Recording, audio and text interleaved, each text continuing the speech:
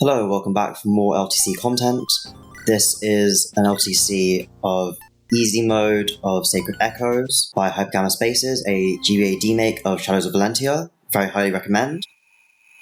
The rule set of this LTC is 100% growths, full recruitment with all chapters including dungeon maps, all 100s. It only applies for growths that actually exist, so 0 res is still 0 res. Olm has to spend his turn 1 action talking to both Cliff and Faye to recruit them, because if I don't, then they won't get recruited at all.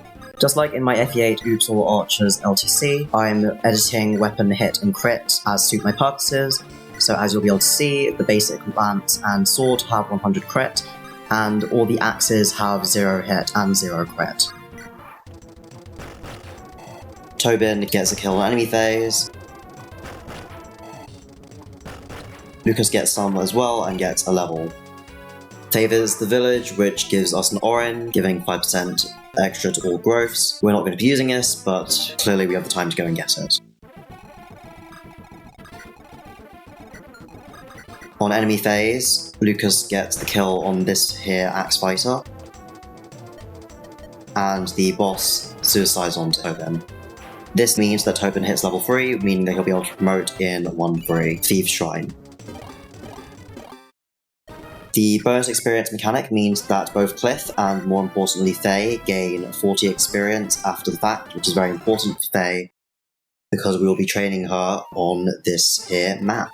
Very unfortunately, for the way that I rig combat in LTCs, Faye only has 1 skill at base, meaning that she has 0 personal crit and therefore cannot crit these axe fighters even though they have 0 luck. As a result, we have to alter down the crit of basic sword for the very start of this map. Axes and bows are both currently set to 0 hit because I don't have anyone who can use them. Faye attacks that axe fighter, and Grey moves directly north of her, meaning that that axe fighter to the north will attack him instead, which gives the appropriate amount of chip for Faye to be able to kill him on the following turn. Lucas then kills the axe fighter that Faye didn't kill, because Olm needs to be able to move his full move in order for this to be a free turn clear. As you can see, no sword crit moment. So, on turn 2, Lucas has to kill this brigand, because otherwise he will retreat due to healing AI, which is very annoying. Grey perfectly chips down this bandit, meaning that now Faye is going to be able to get the kill. This means that she hits level 2 and now has 2 skill, and therefore has 1 personal crit. Meaning that now I am going to suspend the game so that we can edit it accordingly. This means that now, if you look at it properly, it says it's got 100 crit. Olm moves his full move and kills the archer because we can't kill him on enemy phase due to no one having bows. That triggers the movement of the boss. On this enemy phase, Olm gets 2 kills. His experience doesn't matter, strictly speaking, because he was normally going to get dropped to wherever he needs to get to. And Faye is very close to hitting level 3 in Villager. Meaning that next map, we'll be able to promote her. Now Olm just kills the boss, and that is the map in 3 turns.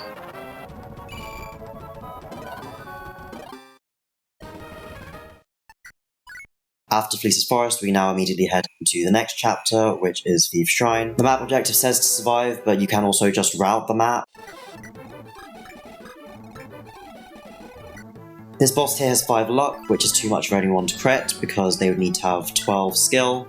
And as you can see, everyone is quite significantly below that number. That means that I've set down the crit of the Iron Lance and the basic sword down to 0.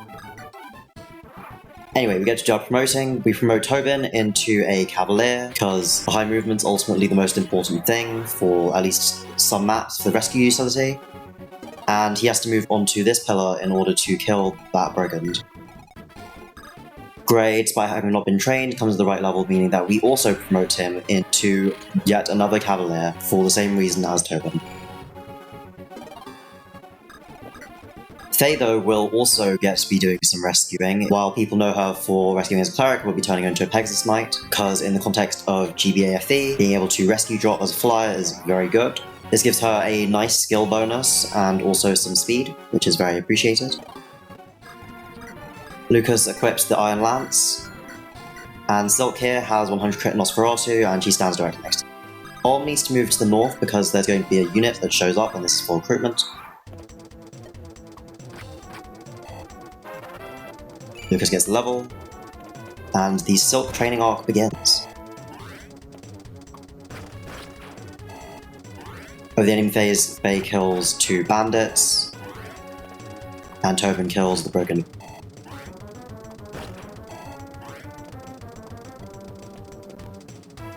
So this is a new unit introduced to Sacred Echoes called a Camphor Thief. Olm is one of the people who can recruit her, so that's why he had to move up to the north.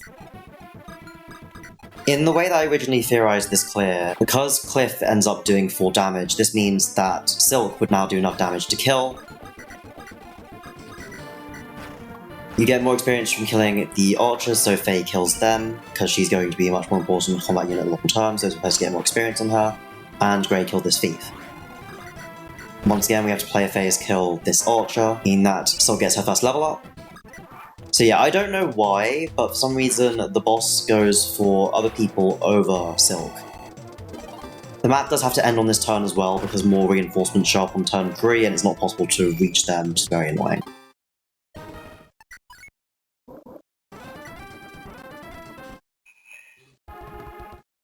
For this map around Valley Pass, Faye needs the Iron Lance, and I'm deploying everyone who's not useful. Pegasus Faye needs to be as close as possible to the Leather Shield Merc as she can be. The village is a talisman, which we don't care about. So Olm and Faye are going to take care of the Merc. So Faye has to rescue Olm and hold on to the Iron Lance on enemy phase. This Merc unfortunately has an existing luck stat, which means that we need the extra might of the Iron Lance because Faye is not going to be able to crit him, so we need to take care of him over multiple rounds of combat. And we're going to have Cavs, Tobin and Grey rescue drop forward Silk. So as you can see, Faye very clearly loses the 1v1 against this Leather Shield Merc, which is why Olm is in her saddlebags. Because of the loss of the boss experience from the previous map, we do need Silk to actually get all of the experience from this map that she possibly can, so the 2 calves position themselves in such a place where they definitely won't get attacked by any of the brigands. Because Olm has more defense than Faye, this means that the Leather Shield Merc will prefer attacking her over him, which is good because she does more damage. Silk continues to get more kills in the enemy phase. Now we're only 1 level away from warp. So yeah, Faye can't attack right now, so that's why we need Olm to be in a position where he can clearly attack the Merc. Now Faye can top. This brings us to another multiple of 2, meaning that now she can crit enemies that have 2 whole luck. Amazing. Silk kills the archer, and then we need to get her into a position where she'll be able to enemy phase kill this axe fighter. This once again means that we have the help of our trusty Cavaliers. And that means that we are literally just hit warp, just in time for our first warp skip. Chapter 5, Southern Outpost looks to be the very first of many warp skips on Olm's side. In terms of important positions on this map, we have Faye as far forward as possible. This is the point where we start to see more varied objectives that aren't just routes where it sees. We're getting alerted to an archer whose bow I've set to 0 hit. Lucas kills this soldier. He hits level 7, which means that he will be able to promote if I did want him to. Get a Dorky as well. Olm moves as far forward as possible, and we simply move Tobin for a bit of self-improvement because he's most likely going to end up being a better cav as a secondary combat unit. Once again, we move Faye, and then we warp her.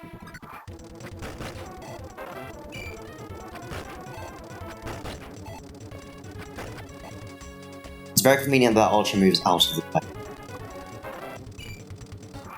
So our thief opens up the door, and Claire appears as a green unit. Lucas can talk to her and recruit her, and that's her basic lance.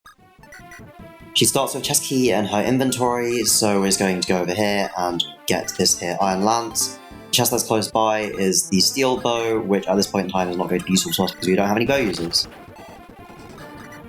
Faye is able to kill the boss. we warp on forward, and he seizes for a 2-turn clear of this map. In terms of our inventory management, Claire currently has much less defense, so we're going to give her this hide shield.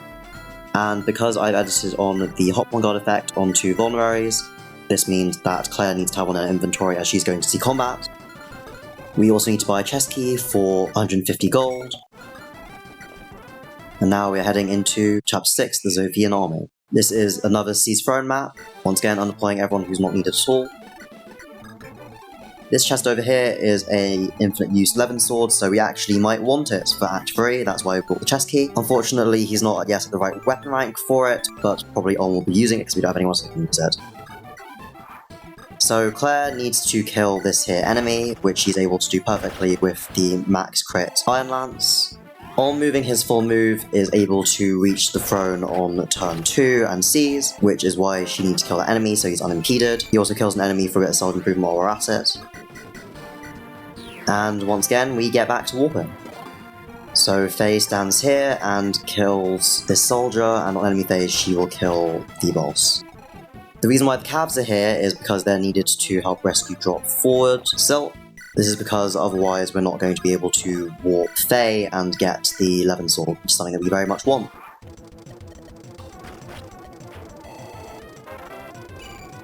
Orm gets a bit closer to that D sword rank that he needs to use the Levin sword, and Claire gets her first level. She will likely end up being the secondary main combat unit throughout the course of this run, just because it turns out fly are good in GBA FE. So Silk now warps Faye forward, which is why Faye needs to be on that position, who uses the chest key to get the Levin sword. Now he's going to do a bit of self-improvement.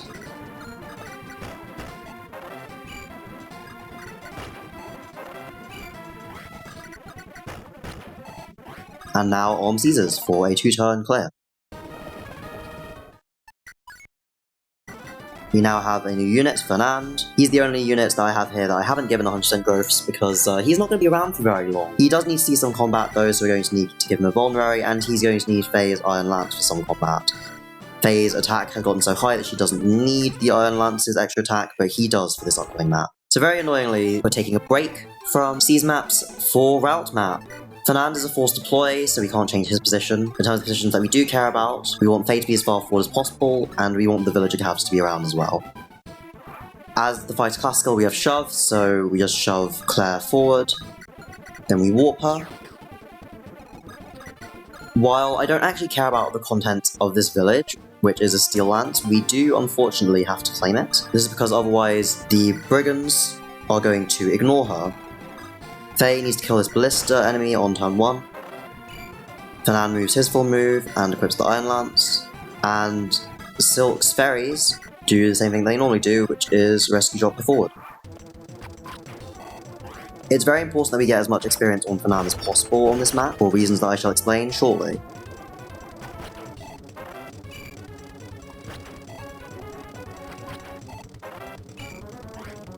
So that archer's moved to the exact perfect position, because now that means that Silk is able to kill them. We get an Iron Shield, which I accidentally left Hop One Guard effect during this, but it's fine.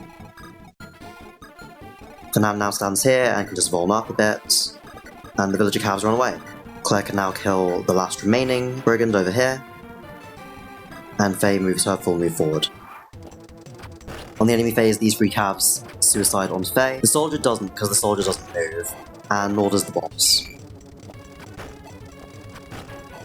So now, this is the final turn of the map, turn 3. Silk warps Fernand as far forward as possible, and with the Iron Lance he's able to one-round the soldier. He wouldn't be able to do this with just the basic lance, I don't believe.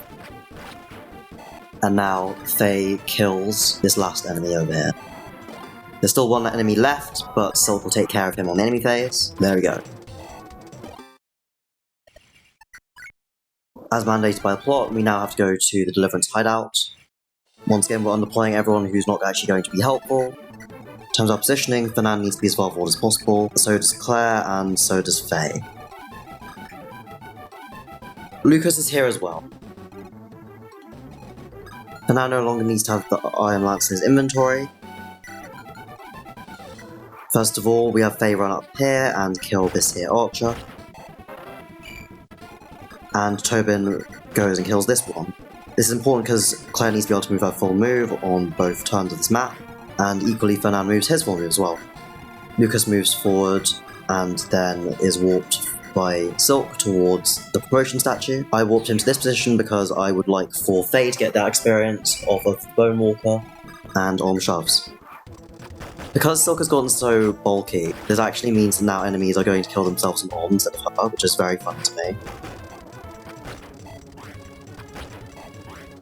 With this Revenant, Fernand reaches level 7 and therefore hits promotion level.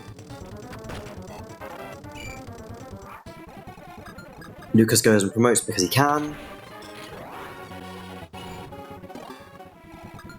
Om once again shoves forward Silk, who now warps forward Faye. Faye needs to kill this here Archer. Everyone else around the vicinity will suicide onto her on enemy phase. Because we're not going to be visiting this place, we might as well just drink water power.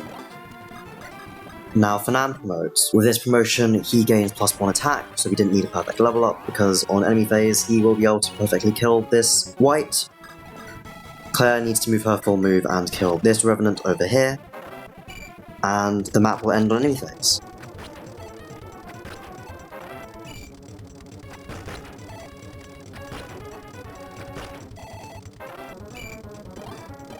And that's the map. So, while you might expect the next map to be Desai's Fortress, it is in fact not. We now actually have a side quest, we have a guidance, because I met the requirement of promoting Fernand before the end of this map. So, Chapter 7X, Rise of the Deliverance, is apparently based on one of the Shadows of Valentia DLC maps. I've never actually played any of them, so I couldn't comment on how similar it actually is. But you're meant to get someone to escape. Unfortunately, there's quite a lot of different things we want on this map. I want this Run Fire here, Strong Lance with 10 innate crit. Weapons of innate crit are very valuable to me, and we want this Soma, which can increase your magic or strength by 2 points. We have to go through this knight, so we're going to get the Silver Shield, and I would like to get the Steel Bow as well. Let's do some rather copious weapon editing for this one. So, first of all, Matilda kills this here knight, so we get the Run Fire. She's able to move 8 tiles, which means that if someone stands directly in front of the knight, they will be able to trade the heavy spear off her and kill them. Clive just gets some experience while we're here. So this is a different instance of Fernand from the previous one. He's level 6 Cavalier, he's got a different inventory. So from there, this takes 7 tiles to get there, and just coincidentally, that happens to be exactly how far Fernand is able to travel. Right now, we're just going to end up giving all of our stuff over to Forsyth. Forsyth does need the Javelin. Forsyth has his own personal weapon, which we'll be using to kill, because let's be real, he's not going to be seeing 34 hits of combat, and Python is just going to take down this Archer for some experience of his own.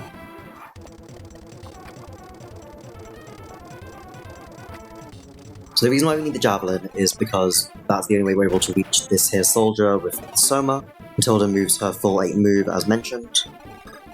And Clive, who has the same strength as her, trades off the heavy spear and kills. This means we now have the Silver Shield, which is nice I guess. We don't have to trade off any of Matilda's weapons, because even though she'll be going away, it's all going to get convoy warped. We're going to kill this here enemy with the Steel Bow. While it's a bit unfortunate that we do have to just ignore the boss because no one's going to be able to crit kill him other than Matilda, the 2-turn is more important.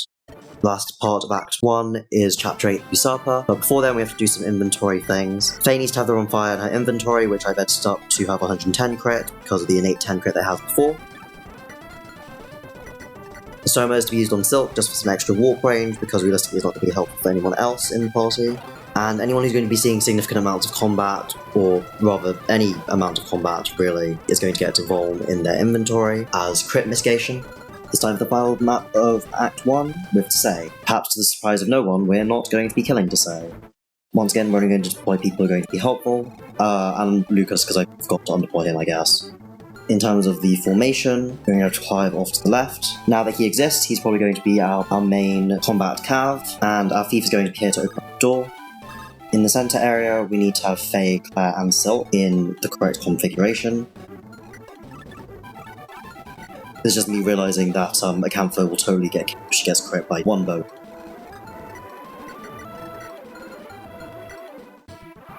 Acantho opens up the door, so Clive gets to kill for some self-improvement. While he's eligible to become a paladin, we're not going to be able to promote him for a second because I won't be revisiting it at the shrines. Silk walks on forward. And now Claire and Faye rescue Silk forward. Since Python's an archer, and in Valentia archer's good, we're going to also do some self-improvement for Python by equipping him with the appropriate weapon, taking him and dropping him so that he'll be able to kill an archer on the enemy phase. And that's everyone. Lucas is just there, standing, menacing. Olm gets kills on a couple of calves. This gives him the D rank that he would need in order to use the Levin sword. Now, Slade, we don't have enough skill to actually crit, so that's why I reset, so we could change down the crit back to 0 on the basic sword.